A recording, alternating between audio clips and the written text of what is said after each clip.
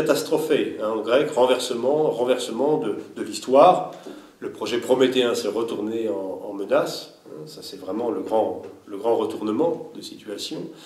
La technique s'est retournée en menace, hein, sur l'humanité, mais renversement aussi du sens en permanence. Les liquidateurs enterraient la terre, etc. À Tchernobyl, on a toujours ce... Voilà. Et cette culture du retournement, je pense qu'il nous faut produire une culture catastrophique. Donc Tchernobyl, c'est un non-événement qui modifie de tout en tout la conception traditionnelle que sont fait de la catastrophe. Catastrophe signifiant grand bouleversement, retournement, hein, littéralement, renversement de situation. Et c'est dans le théâtre, d'ailleurs, la dernière strophe de la tragédie. Hein, la Katastrophen, c'est le moment du dénouement, le troisième acte, où les choses se retournent.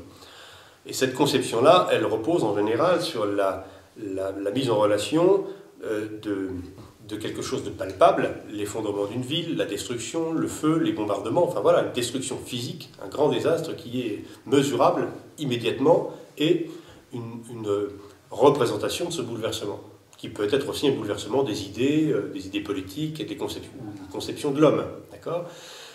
Avec Tchernobyl, on n'a absolument pas ce processus, puisqu'il n'y a pas de destruction, il n'y a pas de visible, il n'y a pas de trace. Ce qui fait que la conception traditionnelle de la catastrophe, où on dit qu'il y a un avant et un après, et quelque chose qui ouvre sur un nouveau monde, d'une certaine manière, une réparation. Une catastrophe, c'est toujours une fin de quelque chose et le début d'une nouvelle époque ou d'une nouvelle période historique.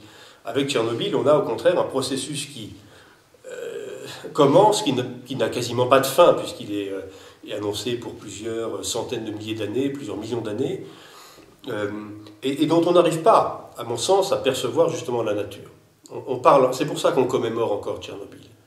Or, ce n'est qu'un début.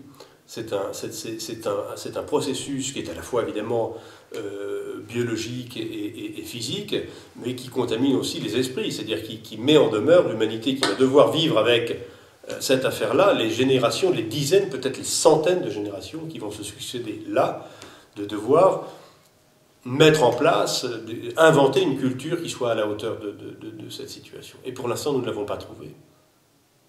Et donc à Fukushima, c'est un peu la même logique, c'est-à-dire que c'est la vanité des ingénieurs et des techniciens que d'avoir produit un modèle qui devait permettre, voilà, sauf que le modèle n'était pas parfait, on avait oublié au passage un certain nombre de choses, et en particulier des messages de précaution laissés par les anciens, ces fameuses stèles qui sont dans les hauteurs, un petit peu derrière l'usine de Fukushima, et qui attestent de la survenue de tsunamis qui ont existé dans les siècles passés, qui faisaient près de 20 mètres.